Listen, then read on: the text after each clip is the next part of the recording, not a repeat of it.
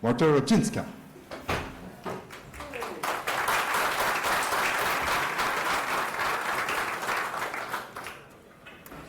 Raise your hand if you think that open source projects have too much money. Okay. I hope that there will be someone here who raises their hand and they can come and do the talk instead of me because they know better. But unfortunately, none of you. I'm going to convince myself, I'm already convinced. Convince yourself that we can finance open source by small companies. We at Syslinbit, we are giving 1% of the income to open source project. I'm going to convince you that all of the small companies in open source can do that. And we can change much in the open source world with that. Do you know what it can be? 23.1 million.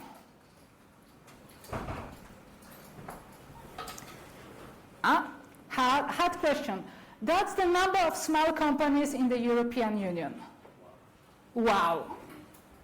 How many of them do the computer science? How many of them use open source every day? How many use open source of the day?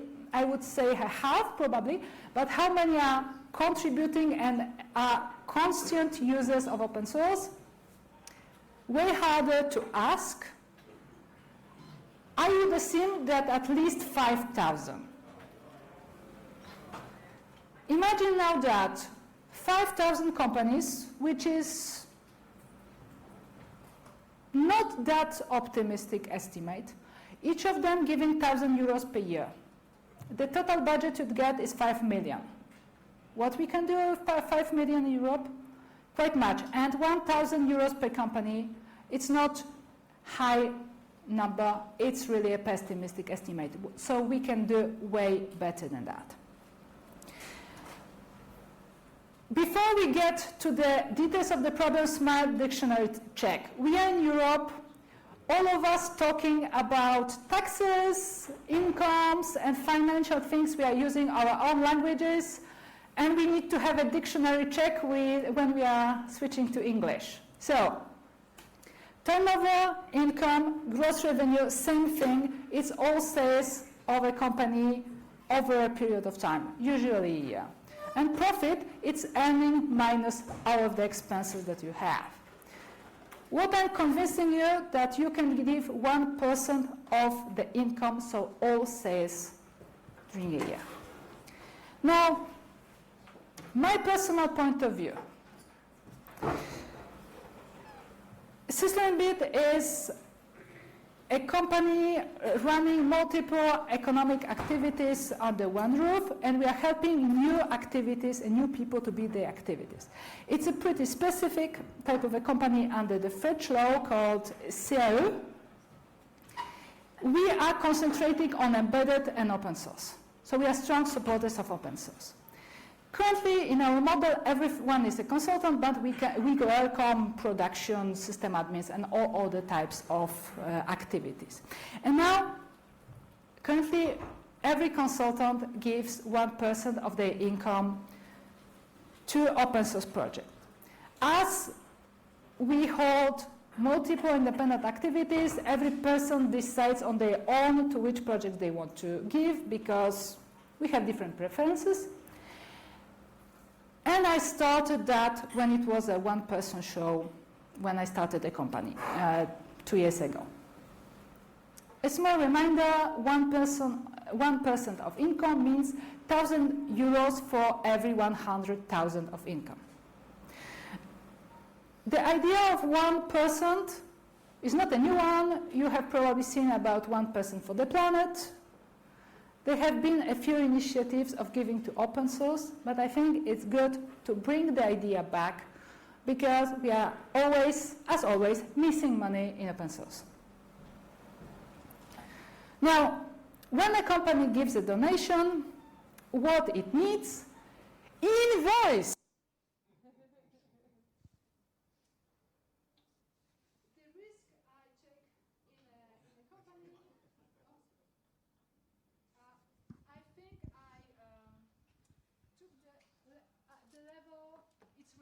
It's red. Oh, maybe we need better. Use this one. Okay, I was shouting too much, I think. Yeah. Yeah. When you're running company, you need an invoice for every single expense you have. And if you pay first and then wait for invoice, you have a risk of not getting it at all, or getting after a long time. Last year, I have given to one of the organizations in open source everyone here knows, and I'm not going to name because. And it took me like 4 or 5 months of email exchanges with a person who was very sorry that they cannot get to the person doing the invoices. They cannot give me an invoice. They are going to send them a message yet again. And I was, a month again, I was sending the message again. Finally got my voice like 5 months later. That is risky. I was already thinking how to explain that to my accountant. A company can go through a method used by big companies, purchase order that the company gives, then the recipient of the money gives the invoice, and then you pay. Problem, it's a burden. It's a burden to the organization you give, and it's a burden for the company giving the money. But that's the solution I use for bigger donations when I cannot risk of not getting the invoice. For individuals, there are other ways to donate. If a company wants to give money to an individual, that's complicated. For the tax reasons, for the legal reasons, so we are avoiding giving money directly to individuals. For cryptocurrencies, some projects accept cryptocurrencies. I leave you the question to ask your accountant, and then you need to be sure you can run away from the place. The reaction varies, but may be drastic when you talk to accountant about cryptocurrencies. So no, if you do not want to run into trouble, you do not donate in cryptocurrencies when you are running a company. Now, typical open source organizations supporting projects, what they offer for companies. Either yearly sponsoring or event sponsoring. That is something that exists for most organizations. Typically, sponsoring is from 1,000 to 25,000 euros, depending on the level. Event sponsoring is between 500 to around 10,000 euros. Now, we compare that with what a small company can give. In a small company, I have an alternative. Either I give 1,000 euros to one project, eventually two, or I give 100 euros to way more projects. For people who live in open source, we know that if I give to project X, someone will ask, but why you are not giving to project Y and Z and some more, right? Because if you are going to one project, it's fair to give to all others. Opinions differ inside the company, who is using which project in the products exactly. At the end, what happens is you want to give smaller amounts to more projects. And that is exactly not in line with what the organizations supporting open source have as an offer.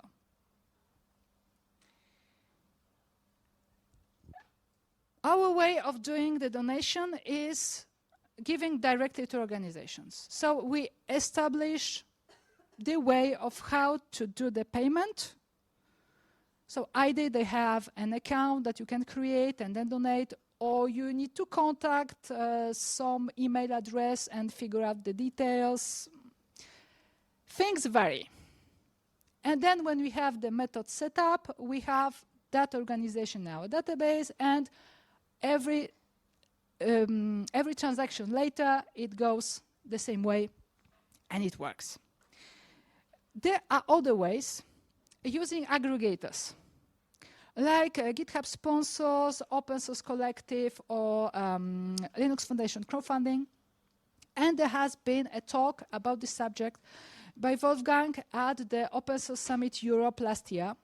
He had a pretty different approach because that was from the approach of a big company with more internal difficulties of having the donations done than we have in small companies, but still his analysis of the ways you can donate is pretty interesting. Now, is it hard to donate to an open source project by a company? Financially, the amount of money, 1%, if you compare it to different expenses you have in a company, accounting, rent, internet access, electricity, of whatever you have, it will be in the small things that you have on the company bill. So it's not really that hard to do. What is a little bit more complicated is the organization. And what I found out is most complex is actually deciding to which project you want to give. Even in a company when everyone agrees, we want to give. A lot of discussions and the decision making on how to do that.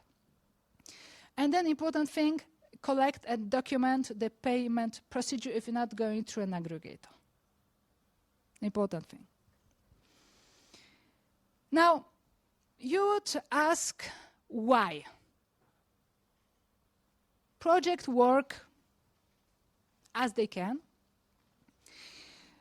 And when you are already doing open source, you can say that you are already contributing and there's a kind of donation you are already doing, right? I would say that this is an addition to the work you are doing, because you cannot take maintainership in every single project you are using in your product. That is just not possible. And this is the maintainers work, infrastructure, all those hard to sell as new features that need financing the most. In my opinion, that works easiest with the money because you can just pay someone spending their time on doing those tasks. And then a subject related to the presentation before. Currently, quite many organizations I was involved with, they in reality depend on donation from a small number of big companies, with a part of individual donations that they receive. So if you can break that dependency and make sure that those projects have more stable and more diversified way of getting their income, that is going to improve their stability, and at the end is going to improve the quality of the code we all depend on. So, are you ready to try it out in your company? Or do you have any questions, subjects for discussions? Can we try to? So, in the meantime, we try to fix the microphone, and so take a bit of time with the question. Then, can you?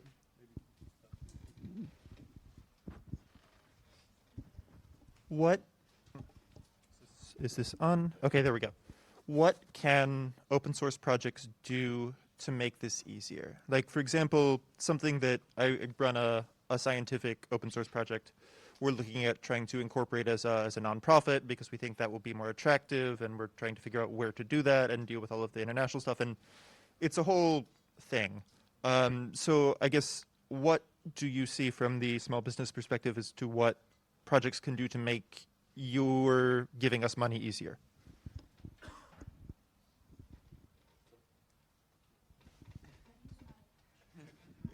Sure, hold on. Maybe we collect some questions first, and then in between we can fix the mic issue. Would it be fine for you, or? So that's why maybe we collect some questions, or is it? Okay, because. Okay, the question was how a project can make it easier. For me, it's very simple. Have a legal entity that can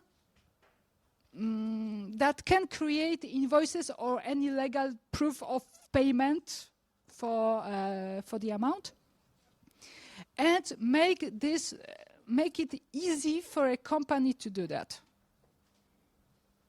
So make it easy in such a way that when you get a message that we want to give you 500 euros, we get a response rapidly that increases confidence that's going to work.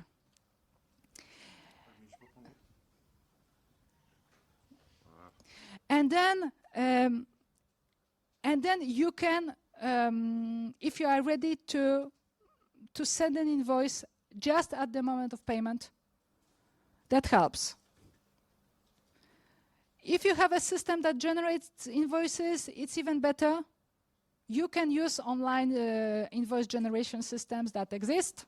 If you can use it, it's even easier for everyone. But it's really, really simple, fast reaction time, and getting the invoice easily. If I have those two, I will be willing to donate again. Okay, so we have another question over here, or two ones. So mainly the perspective on us was by a company's perspective. And this topic has been discussed by the Node.js Technical Steering Committee just recently, as I'm part of that. And Node.js is a part of the OpenJS Foundation, and money is actually not an issue. That's not the main problem. What we need is actually people donating their time and effort into projects. And that is way more valuable as such. So if a company, instead of investing money, because it's really difficult, even like for an organization, you have to decide who's actually going to get that money. Do we pay someone? What is with the others who contributed?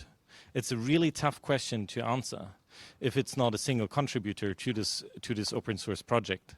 And therefore, just if you pay someone from your company to work on that project, that is mostly really, really valuable. Thank you. So that was a pretty important subject in a situation when the money is not really an issue, people are issue.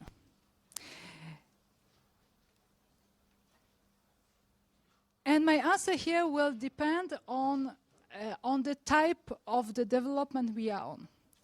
In my case, for the most of the projects, we donate small amounts like 100 euros per year, 200 euros per year. That amount of money doesn't allow you to hire anyone to work on the project. What would be possible would be to donate to an organization that will hire that person. And have multiple companies donate to that person and then hire. Also, hiring someone for a small company, it's an important risk if you do not have funding. Hiring someone for me is more of an approach. Either you have a business model closely related with the project. If you're really doing money with that specific project, then it makes sense. Or if you are a company of like 50, then you can probably allow that. For smaller companies, I think it's a little bit more complicated, unfortunately. We also try to... Marcus, we have another question over there, and then... I'd like to highlight a service by a small NGO from Berlin. It's called the Center for Cultivation of Technology, which is like a back end to open source projects. So they're a registered non-profit in Berlin.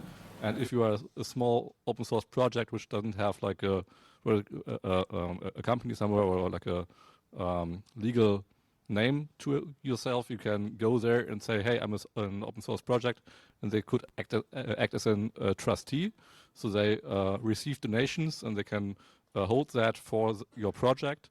So companies can get invoices or like checks that the money has been sent there, and the software devs don't have to care about all the financial stuff for that.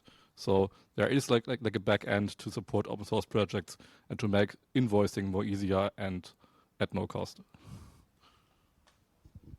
You want to respond to that? A small comment for that. Thank you for doing this. And if you could send me details of the foundation, I would be interested in all initiatives that allow that aggregating payments for different projects. Thank you.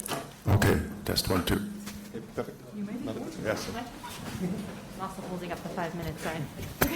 My question is, well, thank you for mentioning fiscal sponsorship organizations, and I want to give yes, Software Freedom Conservancy is a fiscal sponsor organization as well, but there are many others. I know that several of us are very interested in making sure that the projects we accept and therefore take donations for have great governance, and so there can be trust as far as making sure that funds that are donated are used for the project and are used wisely. How do you evaluate governance for these donations, or do you not because there's smaller donations?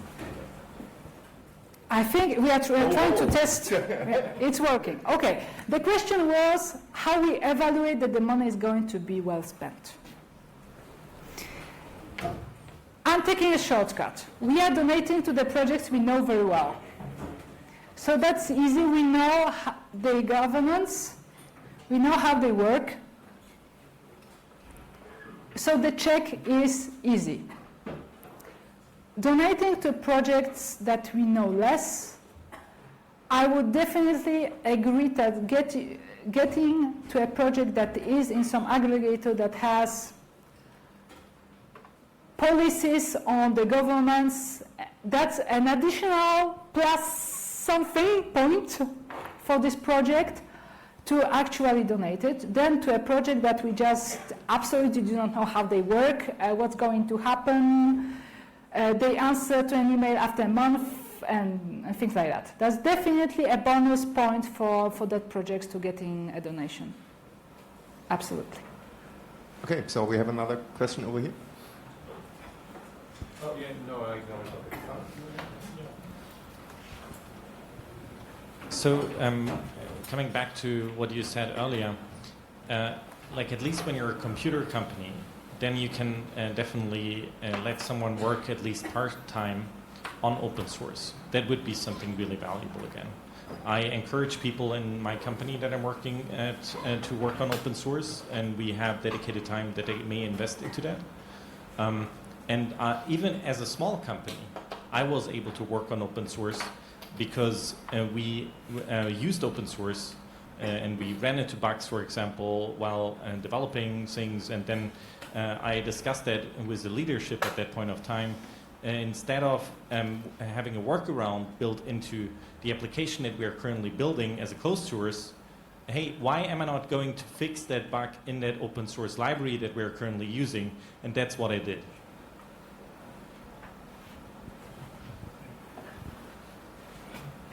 You want to react? Yeah, I think you have your mic. I have my mic. I have my mic. Sure. I completely agree. The money part for me is an addition to all the other open source work you do.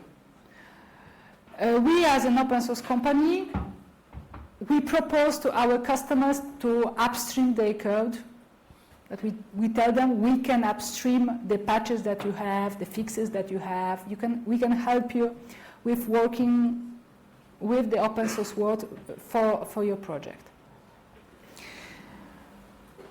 The money part is addition to that. If you are already open source citizen, that's already great. But what I found out is that quite many projects, I'm involved in Yocto, so that's, I have a lot of experience in that.